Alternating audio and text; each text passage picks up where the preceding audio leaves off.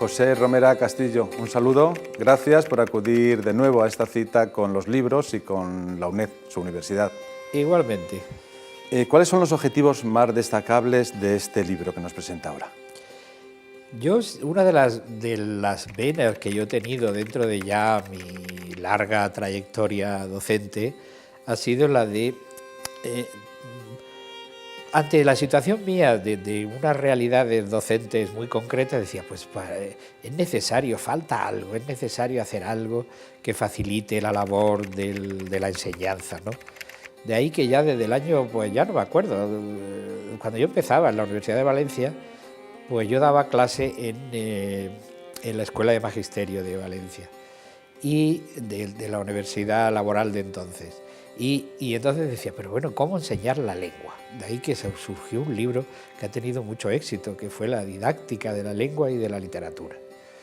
Después, a través de un curso que yo he dirigido y llevo dirigiendo aquí en la Universidad Nacional de Educación a Distancia sobre la enseñanza de la lengua y la literatura, y que lleva ya pues más de veintitantos años de funcionamiento, que han pasado pues alumnos muchísimos, veía que era necesario pues aportar una serie de pautas metodológicas que sirvieran al profesor para ayudar a no hacer árido la enseñanza de la lengua y la enseñanza de la literatura. Y salió el libro Enseñanza de la lengua y la literatura, publicado aquí en la UNED.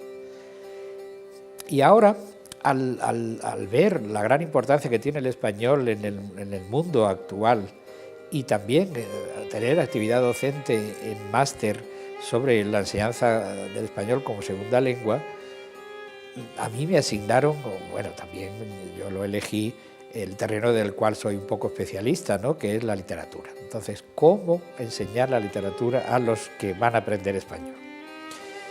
Primero, y una cosa que debe quedar muy claro, la lengua usual es una lengua, un sistema lingüístico diferenciado del lenguaje literario, que es otro sistema.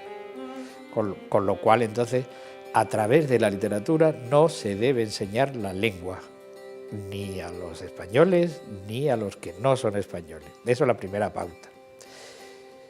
Entonces, ¿cómo podemos utilizar el lenguaje literario para la enseñanza de la lengua usual española o de cualquier otra lengua? Pues ni que decir, tiene como un elemento, primero, como espejo en el cual mirarse para hacer la utilización de un español muy correcto, y segundo, también como elemento de apoyo, porque aprender lenguas no es aprender el sustantivo o el adjetivo, sino lleva un conglomerado cultural muy importante. Entonces la lengua española tiene un nivel paralelo literario muy importante, y el alumno extranjero, el alumno que no tiene como lengua materna el español, tiene que conocer, y eso es el objetivo de este libro. Y en su libro propone muchas actividades, como son lecturas expresivas, literarias, lectura de poesía, que es algo que parece que se está perdiendo también, incluso la música, acudir a canciones, poemas hechos canciones.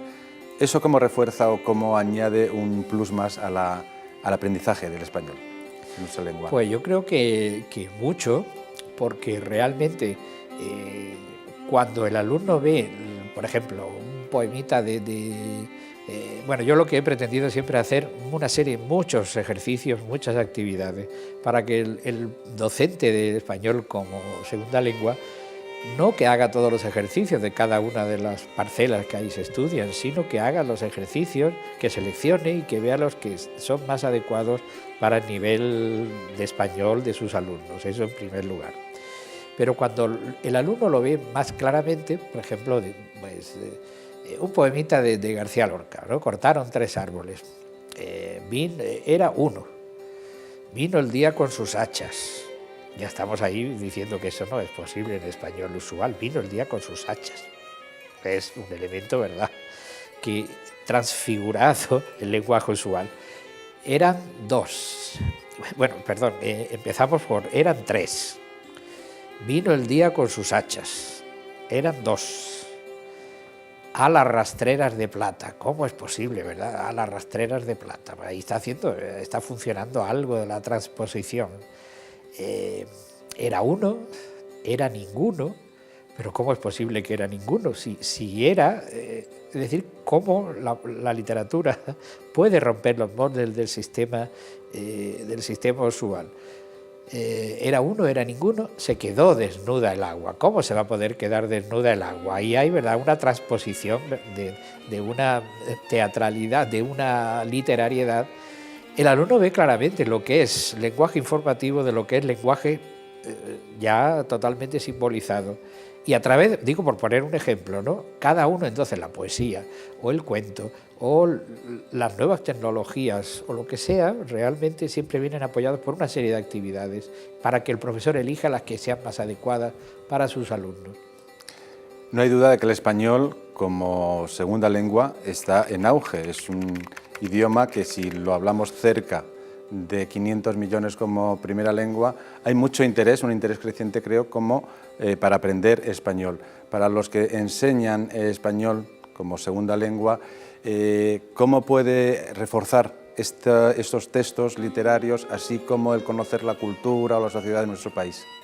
Pues yo creo que mucho, porque realmente quien estudie la lengua española, ¿cómo no va a tener que conocer el Quijote, por ejemplo? ¿Cómo se puede utilizar el Quijote? No para dárselo a los alumnos para que lo lean de golpe y porrazo, sino extraer algunos aspectos del Quijote que puedan servir para estudiar la morfología, para estudiar la sintaxis, para estudiar el léxico, para estudiar los elementos de posibilidades de recepción. Digo el Quijote porque es uno de los claves dentro de la cultura española, o el Don Juan, que celebramos ahora a inicio de noviembre. Pues el Don Juan es otro de los mitos clásicos exportables a toda la cultura mundial. Fíjense la cantidad que hicieron los franceses, ¿no?, la ópera, etcétera. O, por ejemplo, la Celestina. ¿Cómo decir que son elementos que nos sirven de apoyo para estudiar cómo era la España del siglo XV, la Celestina, cómo la España del Don Juan, tanto del siglo de oro como del XIX, como el Quijote?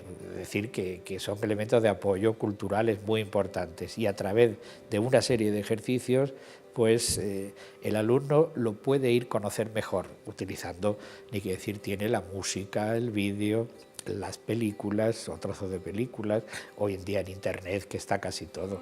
Pues el alumno va y puede ver un fragmento de la casa de Bernarda Alba, y allí ve la realidad de lo que Lorca quería transmitir a través de ese texto, o cualquier otro aspecto relacionado con el mundo literario. Es decir, que la literatura lo que sirve es como elemento de modelo de lengua para utilización correcta del lenguaje.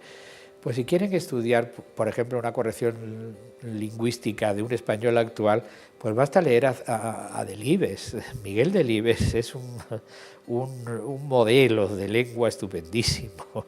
Y en segundo lugar también pues para ver todo lo que es la cultura. Si se lee pues cualquier tipo de novela española actual, la última Clara Sánchez con el premio Planeta, pues verá la realidad de la mujer en la España actual, de la España de finales del 20, principios del 21. Es decir, que el lenguaje literario es también muy importante para el estudio y la enseñanza del español. Textos literarios y enseñanza del español, del profesor catedrático José Romera Castillo. El placer de conversar con usted, profesor Romera. Gracias y hasta una nueva ocasión. Muchas gracias.